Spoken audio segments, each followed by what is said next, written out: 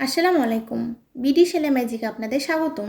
আজ আমি আপনাদের সঠিক নিয়মে প্লাজোর কাটিং করে দেখাবো। প্লাজো কাটিং করতে হয়তো বা অনেকেই জানেন, তবে আমি আজকে আপনাদের সূত্রের সাহায্যে দেখাবো যাতে আপনাদের এই প্লাজো কাটিংয়ে আর কখনোই প্রবলেম না হয়।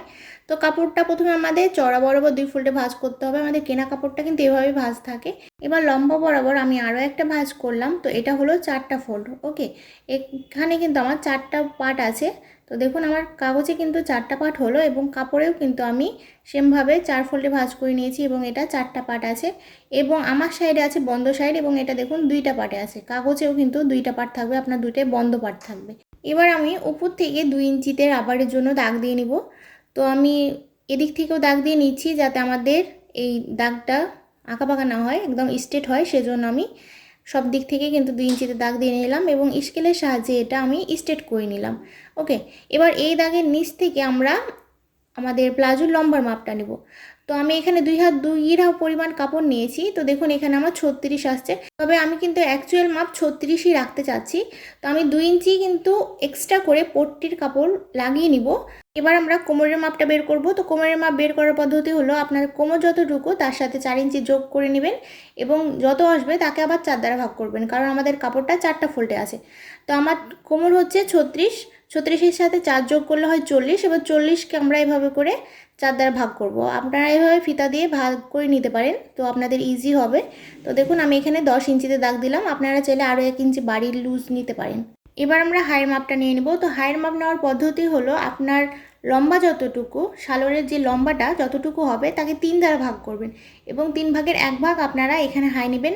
তো আমাদের লম্বা যেহেতু 36, তো 36কে 3 দ্বারা ভাগ করলে আমাদের 12 আসছে, 3 12 36, ঠিক আছে।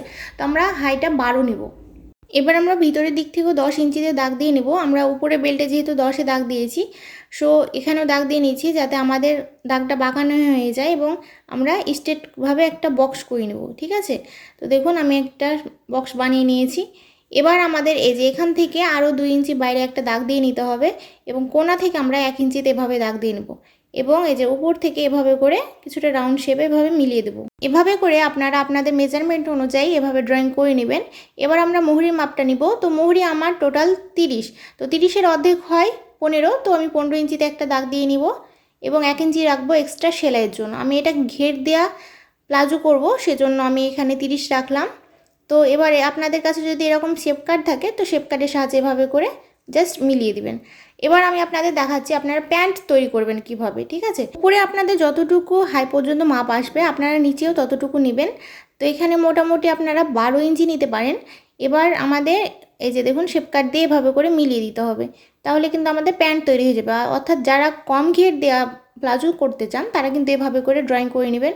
তো এখানে আমাদের আছে 24, তো দেখুন এখানেও 24 আছে, কিন্তু আমরা বাঁকা করে কাটলে কিন্তু এটা 24-এর চাইতে 1 ইঞ্চি বেশি হয়ে যাচ্ছে। সো আমরা নিচ থেকে 1 ইঞ্চিতে এভাবে দাগ দিব এবং এই যে চকের সাহায্যে কিছুটা রাউন্ড করে এটা মিলিয়ে দেব। এবার আমরা যে দাগটা দিয়েছি বাইরের দাগ অনুযায়ী জাস্ট কাটিং করে নিব। তো এটা একদম ইজি, আশা করি আপনাদের বুঝতে কোনো সমস্যা হয়নি। প্লাজো কাটিং একদম ইজি, তবে আপনারা যদি একবার মনোযোগ সহকারে ভিডিওটা শেষ পর্যন্ত দেখেন তাহলে আপনাদের আর কখনোই কোনো ভিডিও দেখতে হবে না এবং আপনাদের কখনোই কোনো প্রবলেম হবে না। তো ফ্রেন্ডস, আপনারা যদি আমার চ্যানেলে রেগুলার আপডেট ভিডিও পেতে চান অবশ্যই আমার চ্যানেলটা সাবস্ক্রাইব করে আমার চ্যানেলের সাথে থাকবেন। তো দেখুন আমার প্লাজো কাটিং কমপ্লিট হয়ে গেছে। তো আজকের মতো এই পর্যন্তই। আমার পরবর্তী ভিডিও দেখার আমন্ত্রণ রইল। আসসালামু আলাইকুম।